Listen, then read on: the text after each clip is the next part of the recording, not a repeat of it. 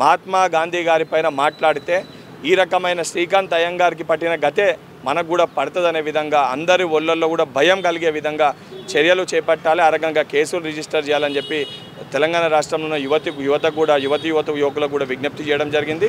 దానితో పాటు ఫిల్మ్ ఇండస్ట్రీకి సంబంధించి మా అసోసియేషన్ విష్ణు గారు అపాయింట్మెంట్ కూడా అడగడం జరిగింది. వారిని కూడా కలిసి శ్రీకాంత్ అయ్యంగార్ మెంబర్ అయితే మా అసోసియేషన్లో తక్షణమే మెంబర్షిప్ క్యాన్సిల్ చేయాలి. దానితో పాటు ఫిల్మ్ ఇండస్ట్రీ పెద్దలు చిరంజీవి గారు కానీ, నాగార్జున గారు కానీ, వెంకటేష్ గారు కానీ, బాలకృష్ణ గారు కానీ, పవన్ కళ్యాణ్ వంటి వ్యక్తులు కూడా, ప్రకాష్ రాజ్ గారు ఇటువంటి విషయాలపైన ఎవరైతే గతంలో అల్లు అర్జున్ గారు హైదరాబాద్ సెంట్రల్ యూనివర్సిటీస్ వంటి ఇష్యూస్ పైన మీరు స్పందించారో, మరి జాతిపిత పైన అవమానించే విధంగా మాట్లాడినప్పుడు, మీ మధ్యలో ఉన్న వ్యక్తి మాట్లాడినప్పుడు ఎందుకు మీరు ఈ విషయాలపైన స్పందిస్తలేరు, ఎందుకు మీరు ఈ యొక్క విషయాన్ని ఖండిస్తలేరు?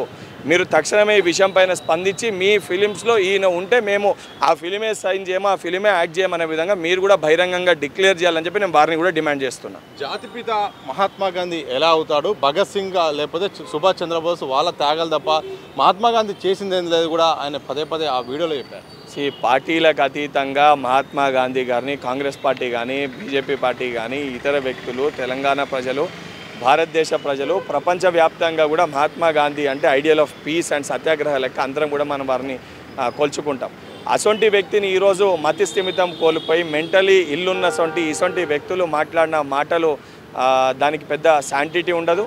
కానీ మాట్లాడిన మాటలు అందరి మనోభావాల్ని దెబ్బతీసే విధంగా ఉన్నాయి. కాబట్టి అక్టోబర్ 2కి వెళ్ళి ఇప్పటి వరకు ఎంతోమంది చెప్పినా కూడా ఆయన స్పందించి కనీసం దాన్ని డిలీట్ చేయలే. కాబట్టి ఇసొంటి వ్యక్తులకి తగిన గుణపాఠం చెప్పకపోతే ఈయన లెక్క మరికొంతమంది పారసైట్లు తయారయ్యే ఒక పరిస్థితి ఉంది.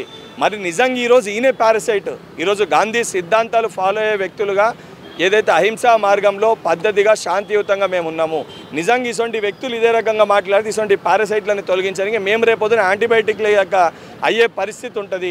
ఆ పరిస్థితి రాకూడదు. కాబట్టి పోలీస్ అధికారులకి, రాష్ట్ర ప్రభుత్వానికి కూడా నేను ఏదైతే బల్మూరి వెంకటరాజన్ ఎమ్మెల్సీగా కాదు, తెలంగాణ పౌరునిగా, భారతదేశ పౌరునిగా, గాంధీ సిద్ధాంతాలని ఫాలో అయ్యే వ్యక్తిగా, గాంధీని కొనియాడే ఏదైతే గాంధీని కొల్చే వ్యక్తిగా ఈరోజు గాంధీ గారి పైన మాట్లాడిన మాటల్ని తీవ్రంగా ఖండించి చర్యలు తీసుకోవాలని చెప్పి విజ్ఞప్తి చేయడం జరిగింది. నాకు సంపూర్ణ నమ్మకం, విశ్వాసం ఉంది. రాష్ట్ర ప్రభుత్వం, పోలీస్ శాఖ కూడా దీనిపైన ఇమీడియట్గా రియాక్ట్ అయ్యి దానిపైన చర్యలు చేపట్టి ఇమీడియట్గా యాక్షన్ తీసుకుంటుంది అని.